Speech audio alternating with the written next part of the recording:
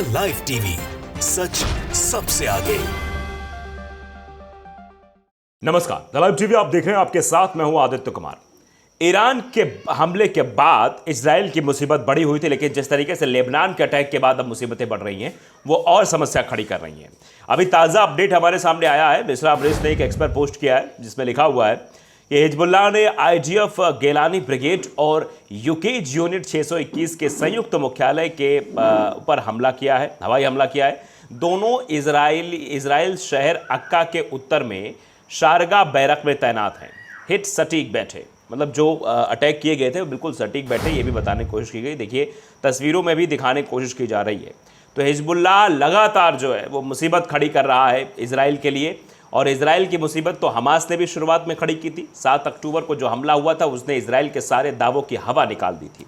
अब उसके बाद हिजबुल्लाह, हुती और ईरान ये सब मुसीबत खड़ी कर रहे हैं, और अमेरिका भी अब साथ छोड़ता हुआ दिखाई दे रहा है, क्योंकि अमेरिका भी साथ में पिसता हुआ दिखाई दे रहा है। यहूदियों को बड़ा चैलेंज दिया जा रहा है ईरान की तरफ से। हिजबुल्लाह का इजराइल पर आक्रामक हमला, एक साथ दागे 35 रॉकेट, हवाई हमले के बजने लगे सायरन। इजराइल की हालत बिल्कुल ख़राब हो चुकी है। ईरान समर्थित लेबनान के सशस्त्र समूह हिजबुल्लाह ने आक्रामक तेवर दिखाते हुए उत्तरी इजराइल में 35 रॉकेट दागे हैं। इजरायली सेना ने एक बयान में कहा कि हमले में कोई घायल नहीं हुआ है। इसके जवाब में इजराइल ने भी दक्षिण लेबनान में हिजबुल्लाह के बुनियादी ढांचे पर हवाई हमले किए। इजरायली रक्षा बलों ने दक्षिणी लेबनान में रॉकेट लॉन्चरों से हिजबुल्लाह के बुनियादी ढांचे पर हमला किया है। अब समझिए, बुनियादी ढांचे को तबाह कर दिया है। समाचार एजेंसी सिन्हुआ की रिपोर्ट अगर देखें तो उसके अनुसार गाजा पट्टी में युद्ध की शुरुआत के एक दिन बाद 8 अक्टूबर 2023 से इजराइल और हिजबुल्लाह के बीच चल रही सीमा लड़ाई में यह हिंसा नवीनतम थी। इजरायली सेना ने सोमवार को कहा कि इजरायली रक्षा बलों ने दक्षिण लेबनान में रॉकेट लॉन्चरों से हिजबुल्लाह के बुनियादी ढांचे पर हमला किया। लेकिन आप जानते हैं कि हिजबुल्लाह के आक्रमण के आगे तो फिर सब तबाह है। वैसे जब हिजबुल्लाह ने लेबनान की तरफ से अटैक शुरू किया, तभी अमेरिका ने समझाया था इजराइल को कि ऐसा मत करिए, वहाँ पर मत जाइए, और नहीं तो दिक्कतें सामने खड़ी हो जाएंगी। अभी तो हमास से ही हम लोग युद्ध कर रहे हैं, अभी गाजा पट्टी पर ही युद्ध कर रहे हैं, और फिर उसके बाद हिजबुल्लाह से शुरू हो जाएगा। हुती ने अलग टेंशन बढ़ाई थी। लाल सागर से जो व्यापार जो कंपनियां कर रही थी, जो देश कर रहे थे, चाहे वो ब्रिटेन हो, जिनका संबंध इजराइल से था, अमेरिका, ब्रिटेन, इन्होंने खूब ताकत लगाई कैसे भी करके लाल सागर से व्यापार शुरू कर ले, लेकिन लाल सागर से व्यापार शुरू नहीं कर पाए, क्योंकि इनको लगातार घेरा जाता रहा, लगातार हमला किया जाता रहा, लगातार निशाना बनाया जाता रहा। हुती के लिए न जाने क्या क्या अमेरिका और ब्रिटेन ने किया, लेकिन फिर भी हुती ने वहाँ से संबंध, यानी वहाँ से व्यापार करना नहीं शुरू किया। और ये चेतावनी के लहजे में बातें कही जा रही थी कि जब तक इजराइल हमला नहीं बंद करेगा गाजा पट्टी पर, तब तक हम इधर से कोई व्यापार नहीं होने देंगे। अब लेबनान की तरफ से गतिरोध बढ़ा है हिजबुल्लाह, क्योंकि ईरान समर्थित ही संगठन है। ईरान समर्थित संगठन हिजबुल्लाह भी है और ईरान समर्थित संगठन हमास भी है, और अब दोनों ने मिलकर मुसीबत बढ़ाई है, और ईरान स्वयं इस मैदान में अब कूद चुका है। तो ये संभावनाएं बढ़ गई हैं। तृतीय विश्व युद्ध की जो बात की जा रही है, और जो ये युद्ध चल रहा है अभी, और आगे चलने तक के आसार बताए जा रहे हैं। दरअसल इससे पहले सोमवार को इजराइल ने दक्षिणी लेबनान के अरजौन और ओडाई सेह गांव में 2 बुनियादी संरचनाओं पर हमला किया था, जहां हिजबुल्लाह लड़ाके मौजूद थे। उधर खान यूनिस के खाली पड़े सबसे बड़े अस्पताल परिसर में 283 लोगों की सामूहिक कब्रें मिलने के दावे को इजरायली सेना ने खारिज कर दिया है। गाजा प्रशासन ने आरोप लगाया था कि इन लोगों को इजरायली सैनिकों ने मारकर जमीन के नीचे दबा दिया।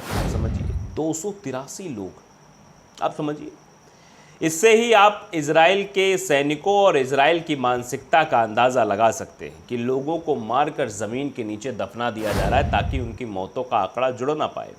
इस तरीके से चीज़ें की जा रही हैं, मतलब नरसंहार किया जा रहा है। और पहले ही कहा गया था कि ये जो युद्ध की श्रेणी में लोग इसे बोल रहे हैं कि हमास और इजराइल का युद्ध चल रहा है, दरअसल ये युद्ध नहीं चल रहा है। ये दोनों के मध्य ये इजराइल के द्वारा नरसंहार किया जा रहा है, मतलब ये लोगों को मारा जा रहा है। ये युद्ध नहीं, युद्ध की श्रेणी में नहीं आता। युद्ध तो आमने सामने होता है ना। आप मासूम जनता, मासूम गाजा पट्टी के निवासियों, जो मासूम फिलिस्तीनी थे, उन पर आप अटैक करके आप क्या दर्शाना चाह रहे हो? आप सोच रहे हो कि आप हमास से युद्ध कर रहे हो और मासूम फिलिस्तीनियों को मार रहे हो। 283 लोगों की सामूहिक कब्रें मिली हैं, और जो दावा गाज़ा प्रशासन की तरफ से किया गया वो साफ ये दर्शाता है कि ये सब कुछ इजराइल के द्वारा ही किया गया है। पूरे गाज़ा में इजराइल ने ताबड़तोड़ गोले बरसाए थे, आप सब ने देखा था। इजराइल ने मंगलवार को पूरे गाज़ा में हमले किए। इसे हाल के हफ्तों में सबसे बड़े हमलों में से एक माना जा रहा है। इजरायली बलों ने खासकर उत्तरी गाज़ा को निशाना बनाया। स्थानीय निवासियों के अनुसार इजराइल यहां अपने सैनिकों को पहले ही उतार चुका है। उसने मंगलवार को हवाई हमलों के साथ टैंकों से भी मध्य और दक्षिण गाज़ा में गोले बरसाए। गाज़ा पट्टी के उत्तरी किनारे बेत हानून पर सोमवार रात भर टैंक से गोले बरसाए जाते रहे। दूसरी ओर इजराइल में यहूदी फसद की छुट्टियां मनाने के लिए सरकारी कार्यालय और कारोबार बंद रहे। हालांकि इस दौरान दक्षिणी सीमा पर स्थित शहरों में रॉकेट हमले के अलर्ट गूंजते रहे। तो इजराइल को एक के बाद एक चोट मिलती हुई दिखाई दे रही है। हर जगह से चौतरफा उसे चोट मिल रही है। जैसा मैंने पहले ही बताया कि वो चारों तरफ से गिर चुका है। इनफैक्ट अगर देखा जाए तो उसके मतलब शहर में भी, यानी इजराइल में भी, तेल अवीव में भी लोग सड़कों पर उतर किस तरीके से बेंजामिन नेतन्याहू और इजराइल की गवर्नमेंट के खिलाफ प्रदर्शन कर रहे हैं। तो आप समझिए कि हर जगह से, मतलब अपने लोगों से भी घिरा हुआ इजराइल है। ईरान से टकराव के बीच इजराइल को मिला एक और जख्म। एयरक्राफ्ट पर किसने दागी मिसाइल? ईरान या लेबनान? आखिर इजरायली एयरक्राफ्ट को किसने निशाना बनाया? रविवार की रात इजराइल का एक मानव रहित एयरक्राफ्ट लेबनान से उड़ान भर रहा था।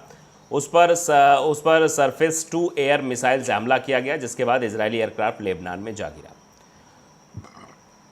अब ये सवाल उठ रहा है कि आखिरकार ये एयरक्राफ्ट को किसने निशाना बनाया? इजराइल और ईरान के बीच भी इस समय जंग छिड़ी हुई, आप जानते हैं। इस जंग की गूंज पूरे मिडिल ईस्ट में सुनाई दे रही है। इजराइल और ईरान के बीच वॉर और पलटवार का दौर भी जारी है। पहले इजराइल ने ईरान पर हमला किया, फिर ईरान ने इजराइल पर मिसाइलों की बौछार कर दी। इसके बाद इजराइल ने फिर ईरान पर पलटवार किया। कार्रवाई और बदले की कार्रवाई का शोर पूरे मिडिल ईस्ट में गूंज रहा है।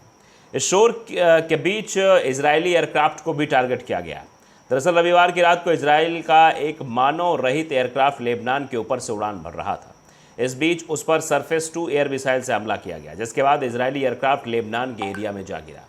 ऐसे में ये हमला लेबनान ने किया या ईरान ने, इसकी जानकारी फिलहाल सामने नहीं आई है। एक दिन पहले ही इजराइल ने लेबनान पर हवाई हमला कर दिया था। इस हमले में 3 लोगों की मौत हो गई थी, जबकि 3 नागरिक घायल हो गए थे।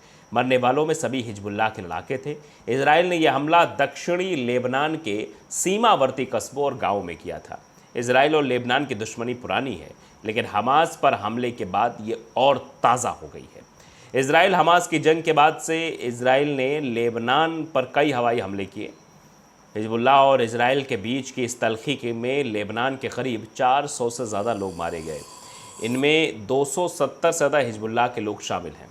तो ये आप स्थितियों का अंदाज़ा लगा सकते हैं कि इजराइल एक समय एक साथ कईयों जंग लड़ रहा है, जिससे पूरे मिडल ईस्ट में जंग का माहौल है।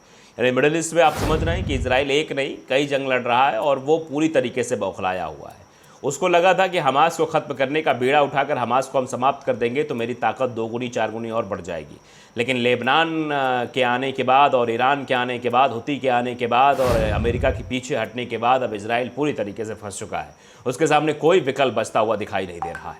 द लाइव टीवी को अगर आपने सब्सक्राइब नहीं किया ज़रूर करिए, बेल आइकन दबाइए ताकि सच खबर आप तक पहुँचती रहे। नमस्कार।